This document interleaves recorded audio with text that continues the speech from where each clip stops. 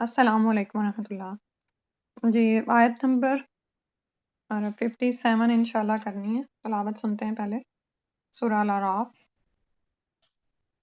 وهو الذي يرسل الرياح بشرا بين يدي رحمته حتى إذا أقلت سحابا ثقالا سقناه لبلد ميت فأنزلنا به الماء فأخرجنا به من كل الثمرات كذلك نخرج الموتى لعلكم تذكرون۔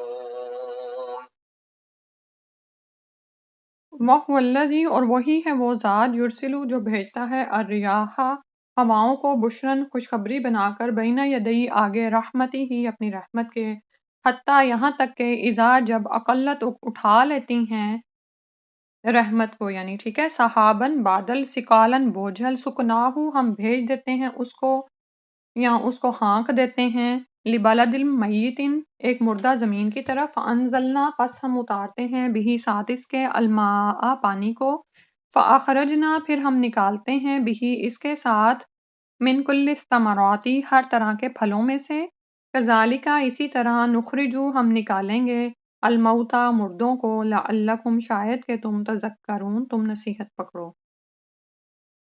اچھا، پچھلی والی آیت میں جو لاسٹ پارٹ تھا نا، ان رحمت اللہ قریب من المحسنین، وہ یہ تھا، وہ رہ گیا تھا تھوڑا کہ اللہ کی رحمت کن لوگوں کے قریب ہے جو نیک کردار لوگ ہوتے ہیں، ٹھیک ہے۔ تو احسان کی پہلے بھی بات ہوئی ہے، اور جیسے کہ اللہ کے معاملے میں احسان اور اسی طرح لوگوں کے معاملے میں احسان۔ اچھا، لوگوں کے معاملے میں نا احسان کی ایک آپ چیز یاد رکھ سکتے ہیں کہ اپنے بھائی سے ویسا ہی سلوک کر جیسا سلوک تو اپنے لیے پسند کرتا ہے، ٹھیک ہے۔ یعنی ایک عام سا کلیہ ہے جو میرا دل کیا کہ آپ کے ساتھ شیئر کر دوں، اور اس چیز کو اپنے عمل میں بھی دیکھیے گا، ٹھیک ہے، کہ جیسے ہم اپنے بچوں کو اون کرتے ہیں، اپنے پیاروں کو اون کرتے ہیں، اون کرنے کا مطلب یہ ہوتا ہے کہ ان کے لیے فکر کرنا، ان کے کھانے پینے، ان کے ضرورتوں کا اور ان کی ہر چیز کا دھیان رکھنا۔ تو کیا اسی طرح ہم دوسروں کے لیے بھی یہ جذبات رکھتے ہیں؟ یعنی ہر وقت تو ہم سے یہ ڈیمانڈ بھی نہیں ہے کہ ہم ان کا خیال رکھیں یا ان کی ضرورتوں کو پورا کریں، لیکن بارہا ایسا ہوتا ہے کہ کسی کے ماں باپ کہیں گئے ہوتے ہیں یا کسی یتیم بچے کے جیسے نہیں ہے اس کے پاس، تو ان کے ساتھ پھر ہمارا سلوک کیا ہوتا ہے جب ہم پر ان کا کوئی کام آ پڑتا ہے، ٹھیک ہے۔ اگلی آیت دیکھتے ہیں جو ابھی تلاوت سنی، جو آیت نمبر 57 ہے۔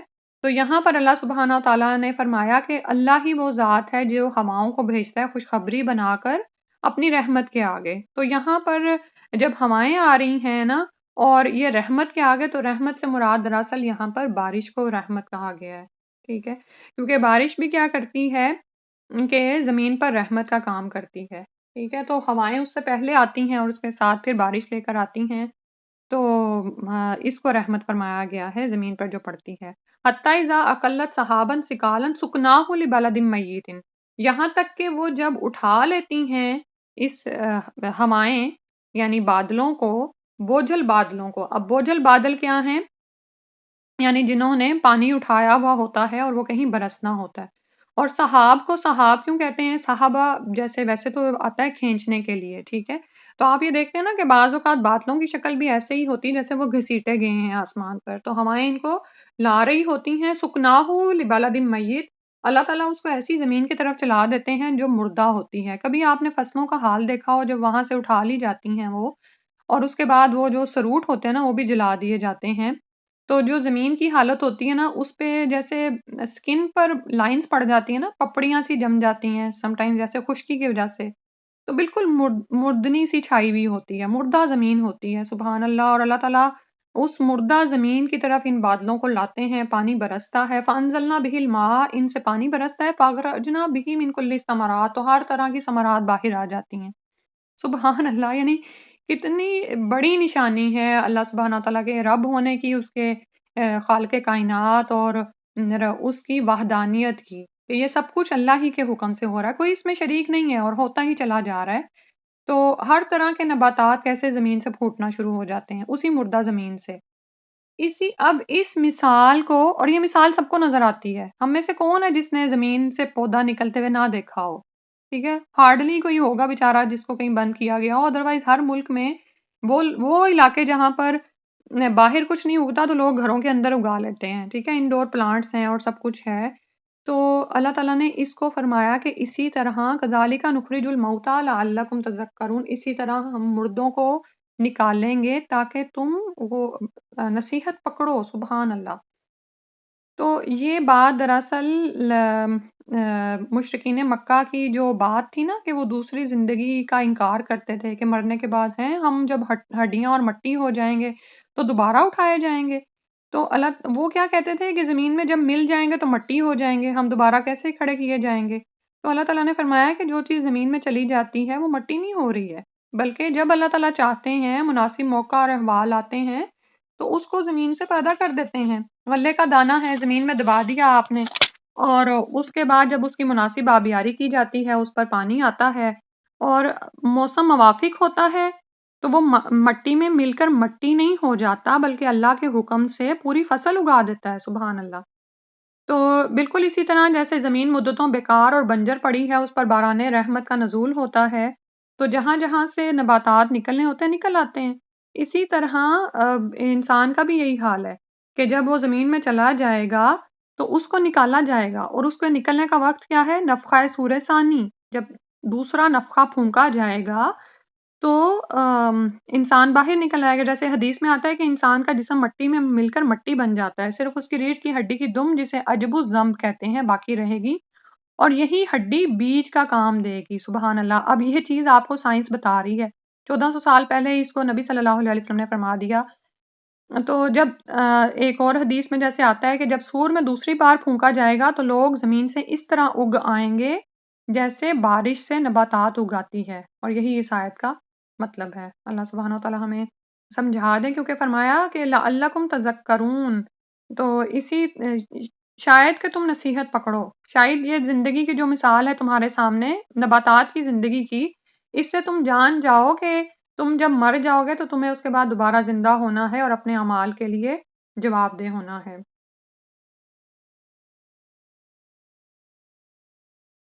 اس کے بعد اگلی آیت میں فرمایا والبلد الطيب يخرج نباته بإذن ربه والذي خبث لا يخرج إلا نكدا كذلك نصرف الآيات لقوم يشكرون.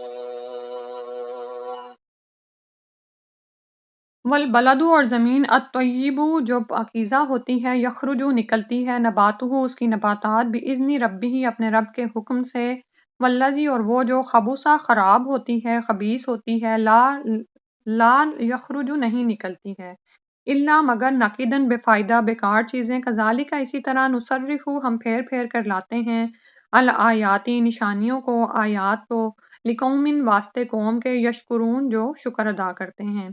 تو پھر جب اللہ سبحانہ وتعالیٰ کے حکم سے یہ بارش آتی ہے تو طیب زمین تو بہت ہی اچھا اگاتی ہے، ٹھیک ہے، اپنے رب کے حکم سے، پاکیزہ جو ہوتی ہے، اور جو خراب ہوتی ہے اس سے تو بے فائدہ چیزیں ہی نکلتی ہیں. اچھا، اب یہاں پر جو نا دراصل بات کیا ہو رہی ہے کہ جیسے پچھلی آیت میں مردہ زمین کے زندہ ہو جانے کو اخروی زندگی کے قیام پر دلیل بنایا گیا ہے، ٹھیک ہے. یہاں اس آیت میں مختلف لوگوں کے دلوں کی کیفیت کو زمین کے مختلف حصوں سے مانند قرار دیا گیا ہے، ٹھیک ہے. یعنی مطلب یہ سمجھیں کہ جیسے زمین کچھ پاکیزہ ہوتی ہے، کچھ خبوث ہوتی ہے یعنی خراب ہوتی ہے. کچھ زمین اچھی ہوتی ہے، بڑی اچھی نباتات دیتی ہے.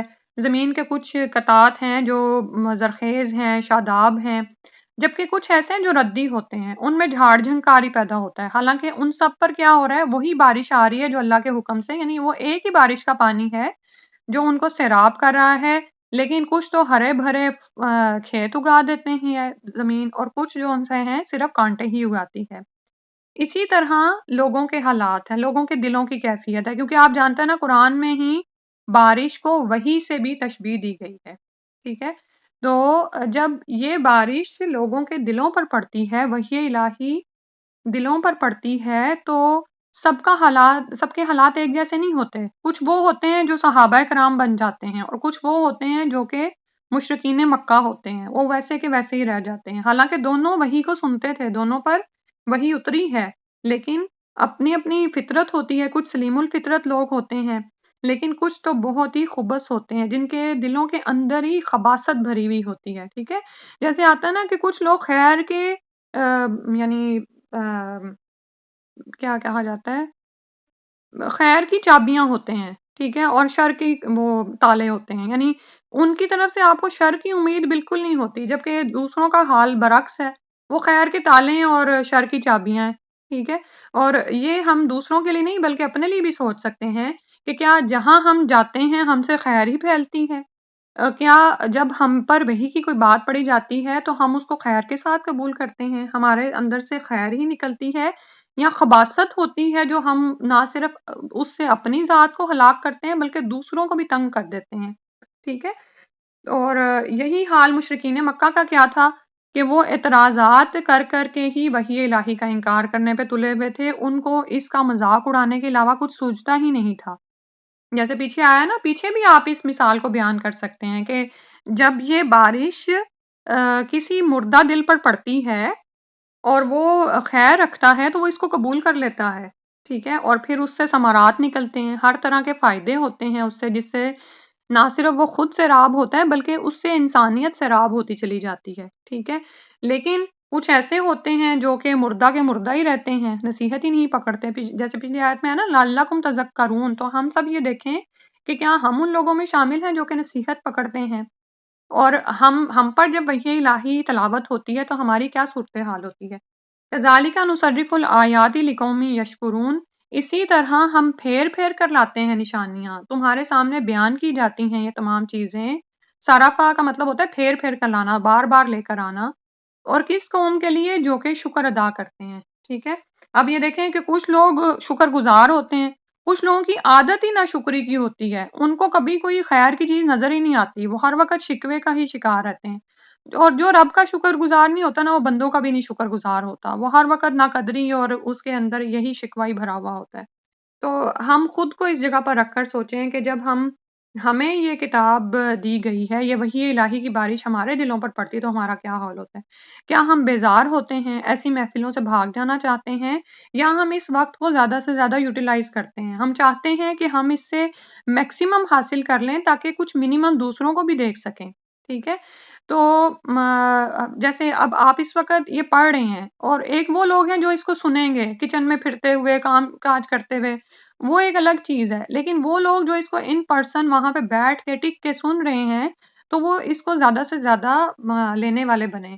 اب اگر آپ کی نظریں جو ہیں صرف عربی ٹیکسٹ پہ ہی رہیں گی نا، تو آپ دیکھیں گے کہ آپ یہیں پہ بیٹھے بیٹھے ٹرانسلیشن سیکھ جائیں گے. اور الحمدللہ کہ ہماری بیک ہوم کی یہ لینگویج جو ہے اردو ہے. قرآن کے 1/3 الفاظ تو یعنی پیچیدہ اردو میں استعمال ہوتے ہیں، اور پھر 1/3 وہ ہیں جو بار بار گزرتے ہیں. ٹھیک ہے، لیکن یہ شیطان ہے کہ جو ہمیں سیکھنے ہی نہیں دیتا. جو ہم آگے بڑھتے ہیں نا، وہ ہمارے دل میں یہ بوجھ کی طرح اس کو بٹھاتا ہے کہ پتہ نہیں یہ مجھ سے ہوگا نہیں، اور میں اتنا سبق کیسے یاد کروں گی. نہیں، اس کتاب کو دل کی خوشی کے ساتھ لیا کریں کہ یہ تو وہ چیز ہے، ہوا خیر مما یجمعون، کہ وہ ان تمام چیزوں سے بہتر ہے جو لوگ جمع کر رہے ہیں. جس وقت آپ بیٹھے یہ سن رہے ہیں، اس وقت لوگ کیا کر رہے ہیں؟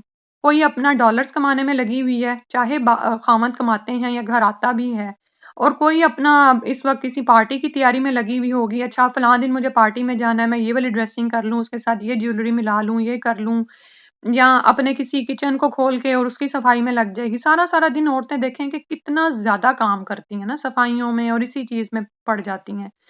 تو ایک وہ ہے کہ جو کہ چاہتے ہیں کہ اس وحی کو بار بار سنیں، اس تلاوت کو سنیں. آپ یہ دیکھیں گے کہ اتنی برکتیں اس کتاب کے ساتھ جڑی ہوئی ہیں نا، لیکن دل کی حالت ہے نا، کوئی طیب ہے اور کوئی خبوث ہے، کوئی پاکیزہ ہے، وہ پاکیزہ لیتے ہیں اور پاکیزہ ہی دیتے ہیں، اس کی نبات بھی پاکیزہ ہی ہوتی ہیں. لیکن کوئی خبیث ہیں، وہ اس کو قبول نہیں کرتے، جھٹلاتے ہیں، اور ان سے خبیث ہی باہر نکلتا ہے. الا نقیدہ. تو اللہ تعالیٰ پھیر پھیر کر لاتے ہیں لقوم یشکرون. کیا ہم نے شکر ادا کیا اس کتاب کے ملنے پر؟ آج ہی ہم سجدہ شکر بجا لائیں اللہ سبحانہ و تعالیٰ کا کہ الحمدللہ الحمدللہ اللہ نے ہماری آنکھیں کھول دی، ہمیں وہ چیز عطا فرما دی جس کے بغیر کچھ چارہ ہی نہیں تھا۔ یعنی آپ یہ دیکھیں کہ آخرت میں کیا حال ہوگا ان لوگوں کا جو اس کتاب سے ہی غافل رہے یا جن تک یہ پیغام پہنچا ہی نہیں تھا۔ تو جب انسان خیر خواہی کے ساتھ سوچتا ہے نا، تو پھر وہ کیا کرتا ہے کہ وہ دوسروں تک بھی اس کو لے کے جانا چاہتا ہے۔ پھر اگلی آیت میں اب یہاں سے انبیاء کے قصے شروع ہو رہے ہیں، اور دراصل یہ جو ابھی میں نے تمہید باندھی ہے نا کتاب کے حوالے سے، آپ انبیاء کے وراثت میں سے حصہ لے رہے ہیں، ٹھیک ہے؟ اور انبیاء نے کیا کیا اب یہاں سے دیکھتے ہیں۔ لقد أرسلنا نوحا إلى قومه فقال يا قوم اعبدوا الله ما لكم من إله غيره فقال يا قوم اعبدوا الله ما لكم من إله غيره إني أخاف عليكم عذاب يوم عظيم۔ لقد البتہ تحقیق ارسلنا بھیجا ہم نے نوح علیہ السلام کو الا قومی اس کی قوم کی طرف، فقالا تو اس نے کہا یا قومی اے میری قوم، اعبدو عبادت کرو اللہ اللہ کی، ما لکم نہیں ہے تمہارے لیے، من الہن کوئی الہ غیرہ اس کے علاوہ، یعنی اللہ کے سوا تمہارے لیے کوئی الہ نہیں، کوئی معبود نہیں، انی بے شک میں اخافو میں ڈرتا ہوں، علیکم تم پر عذاب سے، یومن عظیم ایک بڑے دن کے۔ تو نوح علیہ السلام کا یہاں سے قصہ بیان ہو رہا ہے، کیونکہ اوپر جو مثال آئی ہے نا اس کے بعد اللہ تعالیٰ نے چند معروف انبیاء کی دعوت کا ذکر کیا ہے کہ ان انبیاء کی دعوت کے مخاطب بھی دو طرح کے ہی لوگ تھے۔ اسی طرح جب آپ انبیاء کی وراثت کو لے کر آگے بڑھیں گے تو آپ کو بھی دو طرح کے لوگوں سے پالا پڑے گا۔ ایک وہ لوگ ہوتے ہیں جو سلیم الفطرت ہوتے ہیں، جو وحی الہی کو سنتے ہیں تو خوب نباتات لاتے ہیں، ٹھیک ہے، جس سے ہر شخص فائدہ اٹھاتا ہے، خوشبوؤں والے اور لذیذ۔ لیکن دوسری طرف وہ خبیث ہوتے ہیں جو کہ نہ تو خود اس حق کو قبول کرتے ہیں اور نہ ہی دوسروں کو ان سے خیر پہنچتی ہے، بلکہ جھاڑ جھنکار ہوتے ہیں ان کے پاس کہ وہ اس کو جھٹلاتے ہیں، اس میں اعتراض کرتے ہیں۔ تو نوح علیہ السلام کو اس کی قوم کی طرف بھیجا گیا تو نوح علیہ السلام نے فرمایا کہ اعبدو اللہ ما لکم من الہ غیرہ، کہ اللہ کی عبادت کرو، اس کے سوا تمہارے لیے کوئی الہ نہیں ہے، ٹھیک ہے۔ تو ہوا یہ تھا کہ سیدنا آدم علیہ السلام کی وفات کے بعد، جیسے ہم نے اسی سورہ میں سیدنا آدم علیہ السلام کا قصہ پڑھا، تو ان کے وفات کے بعد مدتوں ان کی اولاد راہ ہدایت پر قائم رہی، ٹھیک ہے۔ آہستہ آہستہ ان میں بگاڑ پیدا ہونے لگا، تو اور اس بگاڑ کی جو بنیاد تھی وہ شرک ہی تھا۔ ابن عباس رضی اللہ عنہ کی روایت کے مطابق اس شرک کا آغاز اس طرح ہوا کہ اس قوم میں سے وقتاً فوقتاً 5 بزرگ اور صالح قسم کے لوگ وفات پا گئے، یعنی نیک جو لوگ تھے وہ انہیں دیکھ کر ہی اللہ تعالیٰ کی یاد آنے لگتی تھی۔ جب یہ بزرگ فوت ہو گئے تو عبادت گزار لوگوں نے ان کے خلا کو بری طرح محسوس کیا، تو شیطان نے انہیں پٹی پڑھائی کہ اگر تم ان بزرگوں کے مجسمے بنا کر سامنے رکھ لو تو تمہیں مطلوبہ فائدہ حاصل ہو سکتا ہے، یعنی کہ تم اللہ کو یاد کرو گے، اس طرح اللہ کی عبادت میں تمہارا دل بھی لگا رہے گا جیسے ان نیک لوگوں کی موجودگی میں لگا رہتا تھا۔ تو یہ سادہ لوہ لوگ شیطان کے اس دھوکے میں آگے اور انہوں نے ان 5 بزرگوں کے مجسمے بنا کر مسجدوں میں اپنے سامنے رکھ لیے، جیسے آج بھی آپ چرچز میں دیکھتے ہیں یا مندروں میں دیکھتے ہیں۔ شروع کے لوگ تو ان مجسموں کو دیکھ کر اللہ ہی کی عبادت کرتے تھے، یعنی انہیں اللہ ہی یاد آتا تھا ان مجسموں کو دیکھ کے، لیکن بعد میں آنے والی نسلیں انہی مجسموں کی پرستش میں پڑ گئیں۔ وہ یہ سمجھے کہ ہمارے آباء و اجداد اپنے دن کا آغاز ان بتوں کے پاس جا کے کرتے تھے، تو یہ کوئی اختیار رکھتے ہیں اور یہی ہمارے معبود ہیں۔ تو جب پھر اللہ سبحانہ وتعالیٰ نے سیدنا نوح علیہ السلام کو مبعوث فرمایا تو ان کی قوم اس وقت تک بری طرح سے ان 5 بزرگوں جن کے نام ود، سوا، یغوث، یعوق اور نصر آیا ہے، یہ سورہ نوح میں ان بتوں کے نام مذکور ہیں، ان کی عبادت میں وہ قوم بری طرح سے پھنس چکی تھی۔ بخاری کتاب و تفسیر کی حدیث سے ہی میں نے پڑھا ہے، تفسیر سورہ نوح، ٹھیک ہے۔ اور سیدنا نوح علیہ السلام کا مرکز تبلیغ جو تھا وہ عراق کا علاقہ تھا، اور یہ بھی کہا جاتا ہے کہ اس وقت دنیا کا صرف یہی علاقہ آبادی رکھتا تھا، ٹھیک ہے۔ اور کیونکہ یہ دجلہ و فرات کے درمیان واقع تھا، اور آپ کو پتہ ہے نا کہ شروع میں آبادیاں یوزلی پانی کے پاس ہی ہوتی تھیں۔ آج بھی آپ یہ دیکھیں کہ دور دراز علاقوں میں جہاں پہ لوگ جا کے رہتے ہیں تو خاص طور پر کنوؤں کے پاس یا ایسے پانی کے ذخائر کے پاس ڈیرے لگاتے ہیں، ٹھیک ہے۔ تو سیدنا نوح علیہ السلام نے ان کو کیا کہا، یعنی دعوت کا آغاز شرک کے خاتمے اور توحید کی دعوت سے ہی ہوا، ٹھیک ہے؟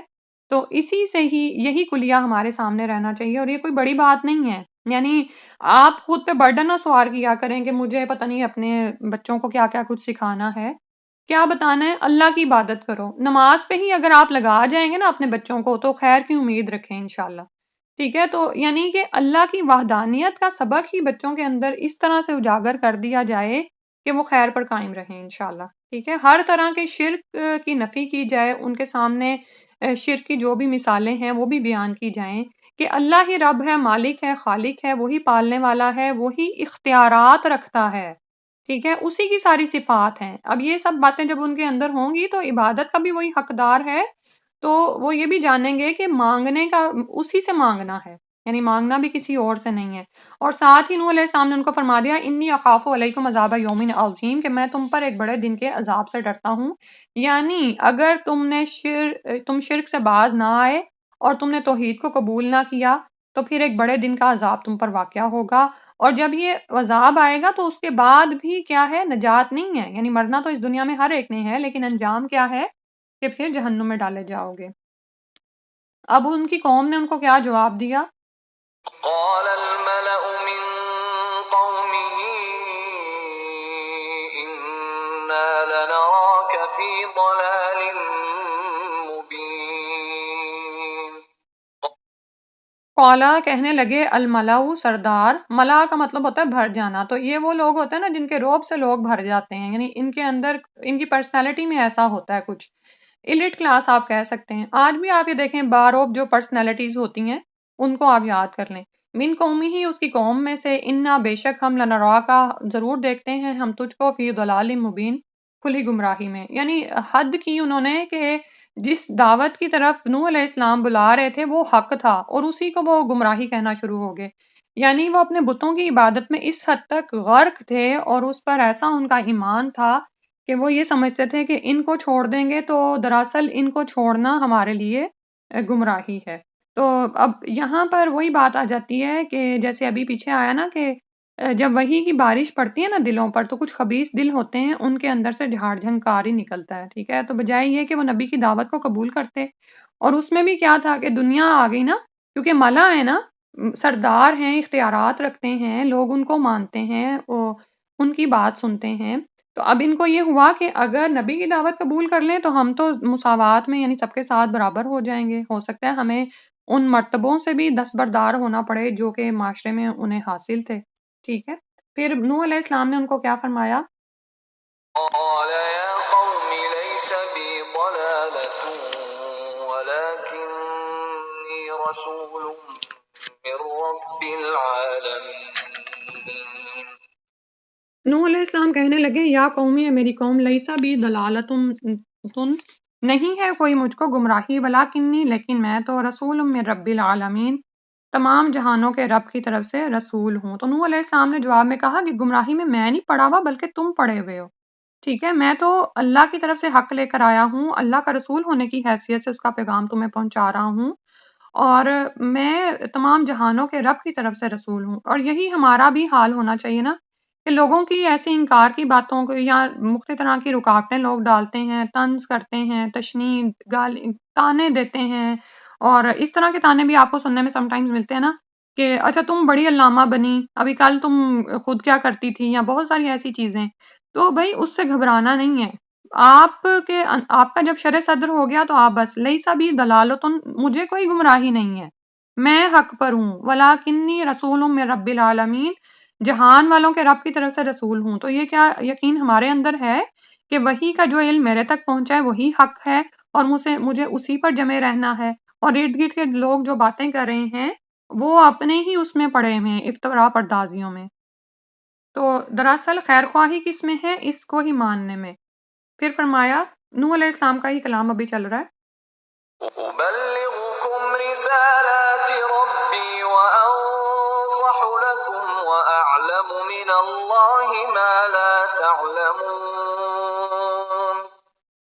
ابلغکم، میں پہنچاتا ہوں تم کو، رسالاتی، پیغامات، ربی، اپنے رب کے، وَأَنصَحُ اور میں خیر خواہی کرتا ہوں لکم تمہارے لیے، وَأَعْلَمُ اور میں جانتا ہوں من اللہ اللہ کی طرف سے ما لا تعلمون جو تم نہیں جانتے۔ ٹھیک ہے، تو اب یہاں پر نوح علیہ السلام نے ان کو فرما دیا کہ میں تو تمہیں اپنے رب کے پیغامات پہنچا رہا ہوں، اور وہ پیغامات کیا ہیں؟ اللہ سبحانہ و تعالیٰ کے جو بھی احکامات ہیں، ٹھیک ہے، اور عقائد کی جو اصلاح ہو رہی ہے ان کی، اور اس کے علاوہ جو بھی عبادت کے طریقے اللہ نے سکھائے ہیں، اور جو بھی اللہ تعالیٰ کی طرف سے کلام ہے، وہ سب کچھ کیا ہے؟ رسالات ہیں جو کہ نوح علیہ السلام ان تک پہنچا رہے تھے۔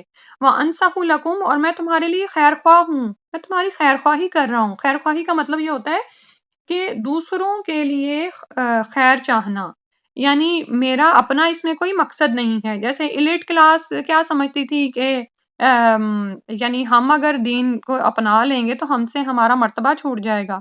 رسولوں کے آپ یہ دیکھیں کہ سارے رسولوں کی جو قدر ہے نا وہ مشترک ہے۔ اسی میں ہم سورہ اعراف میں مختلف انبیاء کے حالات پڑھیں گے نا تو ہمیں پتہ چلے گا کہ ان کو رسولوں کو قوم سے کچھ بھی مطلوب نہیں ہوتا۔ جیسے نعوذ باللہ مشرکین مکہ نے رسول صلی اللہ علیہ وسلم کو آ کے پوچھا تھا کہ تمہیں دولت چاہیے، اقتدار کی خواہش رکھتے ہو، کسی حسین لڑکی سے شادی کرنا چاہتے ہو، یا تم پر کوئی جن آ گیا اور تم اس سے چھٹکارا نہیں پا رہے تو ہمیں بتاؤ۔ نعوذ باللہ، یہ بات نہیں ہے، بلکہ رسول تو قوم کے خیر خواہ ہوتے ہیں، اور یہی رسالت کا ثبوت ہے۔ دنیا میں جو بھی لیڈر اٹھا ہے نا اس کے پیچھے کوئی نہ کوئی غرض ہوتی ہے، لیکن انبیاء کا آپ یہ دیکھیں کہ پوری کی پوری جو ہسٹری ہے نا اس چیز کا کوئی انکار نہیں کر سکتا کہ ان کا کوئی مقصد نہیں تھا سوائے اس کے کہ وہ لوگوں کی خیر خواہی کے لیے بھیجے گئے تھے، اور سب نے ایک ہی پیغام دیا۔ یہ بھی ان کی صداقت کا ثبوت ہے کہ دنیا میں جو بھی مختلف طرح کے ایک کے بعد دوسرا بادشاہ، تیسرا بادشاہ، چوتھا بادشاہ آتا ہے نا، تو چاہے وہ ایک ہی ملک کو چلاتے ہوں لیکن ان کی جو پریفرنسز ہیں نا وہ ڈیفرنٹ ہوتی ہیں۔ ایون آج بھی جو بادشاہت قائم ہے انگلینڈ میں، تو جو بادشاہ چینج ہوتے ہیں تو کچھ نہ کچھ چینجز آتے ہیں، ٹھیک ہے، لیکن انبیاء کی صداقت کا تو یہ بھی ثبوت ہے کہ انہوں نے ایک ہی پیغام دیا ہے، وہ ایک ہی لڑی کے موتی ہیں جن کو اللہ تعالیٰ نے یکے بعد دیگر اتارا، اور ان کے اندر خیر خواہی تھی، وہ اپنی لالچ کے لیے پیغام نہیں دیتے تھے۔ اب اس کو نا زیادہ ذہن میں بٹھاتے ہوئے یہ سوچتے جائیں کہ اگر ہم ناصح بن رہے ہیں، ہم مبلغ بن رہے ہیں، ہم اگر لوگوں تک کوئی بات پہنچانا چاہتے ہیں تو ہمارے سامنے کیا چیز ہوگی؟ پہلی بات، ابلغکم رسالاتی ربی، رب کے پیغامات پہنچانے ہیں، اپنی پروجیکشن نہیں کرنی۔ وَأَنصَحُ لَكُمْ اور لوگوں کی خیر خواہی کرنی ہے کہ یہ اللہ ہی کی مخلوق ہے، مجھے اسے آگ سے بچانا ہے۔ وَأَعْلَمُ مِنَ اللَّهِ مَا لَا تَعْلَمُونَ اور میں وہ جانتا ہوں جو تم نہیں جانتے، ٹھیک ہے، یعنی جو حق میری طرف اتارا گیا ہے وہ تمہیں نہیں علم ہے تو میں تمہیں بتا رہا ہوں۔ پھر آگے فرمایا أَوَعَجِبْتُمْ أَن جَاءَكُمْ ذِكْرٌ مِّن رَّبِّكُمْ عَلَىٰ رَجُلٍ مِّنكُمْ لِيُنذِرَكُمْ وَلِتَتَّقُوا وَلَعَلَّكُمْ تُرْحَمُونَ۔ اَوَعَجِبْتُمْ کیا بھلا تعجب ہوا تم کو، ان جاءکم کہ آیا تمہارے پاس، ذکر ایک نصیحت، من ربکم تمہارے رب کی طرف سے، علی رجل اوپر ایک آدمی کے، منکم تمہی میں سے، لیونذرکم کہ وہ ڈرائے تم کو، ولتتقوا اور تاکہ تم پرہیزگار ہو جاؤ، یعنی بچ جاؤ اللہ تعالیٰ کی نافرمانی سے، ولعلکم اور تاکہ تم ترحمون تم رحم کیے جاؤ، ٹھیک ہے۔ تو اب انبیاء کے سارے واقعات جب ہم پڑھتے ہیں تو ہمیں پتہ چلتا ہے کہ لوگوں کی طرف سے جو ایک بڑا اعتراض ہوتا تھا نا وہ یہ تھا کہ تم ہمارے ہی تو جیسے آدمی ہو تو تم رسول کیسے ہوگے؟ یہ آج ابھی جیسے میں نے آپ کو بتایا نا کہ آج بھی آپ جاتے ہیں نا لوگوں کو دین کی بات بتانے تو وہ پہلے آپ کو نا اوپر سے لے کر نیچے دیکھتے ہیں کہ یہ مجھے کہہ کیا رہی ہے، یہ کل تک تو میری جیسی تھی، سم ٹائمز ایسے ہوتا ہے نا، ٹھیک ہے۔ تو اب وہاں پر ان اعتراضات کا جواب دیا جا رہا ہے یہاں پر، کیونکہ تمہیں اس بات پر تعجب ہو رہا ہے کہ تمہارے رب کی طرف سے تمہارے پاس نصیحت آئی ہے ایک ایسے آدمی پر جو تمہیں میں سے ہے، تاکہ وہ تم کو ڈرائے۔ مشرکین مکہ بھی کیا کہتے تھے کہ یہ تو ہمارے ہی جیسا آدمی ہے، کھاتا پیتا ہے، بازاروں میں چلتا پھرتا ہے، تو یہ نبی کیسے ہو سکتا ہے؟ اب یہ کیوں اتارا گیا ہے نبی تمہاری طرف؟ تاکہ یہ تمہاری ہی طرح کا انسان ہے، تم اس سے مانوس ہو، یہ تمہیں جو کر کے دکھایا وہ تم بھی کر سکتے ہو، ٹھیک ہے۔ اور کیوں آیا ہے کہ وہ تو ڈرانے کے لیے آیا ہے، تمہیں تمہارے رب کے پیغام دینے آیا ہے، اور آخرت کے بڑے دن سے ڈراتا ہے جس دن جواب ہوگا۔ وَلِتَتَّقُوا تاکہ تم اس دن کا ڈر کرتے ہوئے اس دنیا میں تقوی اختیار کر لو، بچ جاؤ، پرہیزگاری اختیار کرو، مطلب یہ کہ اللہ تعالیٰ کے احکامات کی فرما برداری کرو اور اس کی نافرمانی کرنے سے بچو۔ وَلَعَلَّكُمْ تُرْحَمُونَ اور تم حاصل کیا کرو گے؟ تم پر اللہ کا رحم آئے گا، تم رحمت کے حقدار بن جاؤ گے، اور پھر یہی رحمت ہے نا جو انسان کو جنت میں لے جائے گی۔ پھر اس کے بعد فرمایا كذبوه فأنجيناه والذين معه في الفلك وأغرقنا الذين كذبوا بآياتنا إنهم كانوا قوما عمين۔ فَكَذَّبُوهُ تو انہوں نے جھٹلا دیا اس کو، یعنی نوح علیہ السلام کی قوم نے ان کو جھٹلا دیا۔ فَأَنجَيْنَاهُ تو نجات دی ہم نے اس کو، وَالَّذِينَ مَعَهُ اور ان لوگوں کو جو اس کے ساتھ تھے، فی الفلک کی کشتی میں، وَأَغْرَقْنَا اور غرق کر دیا ہم نے، الَّذِينَ ان لوگوں کو، کذبوا جنہوں نے جھٹلایا، بِآیاتنا ہماری نشانیوں کو، ہماری آیات کو، انہم بے شک وہ کانو تھے وہ، قومن امین اندھے لوگ تھے۔ اندھے کیا، کون سے؟ دل کے اندھے تھے، حقیقت کو پہچان نہیں سکے۔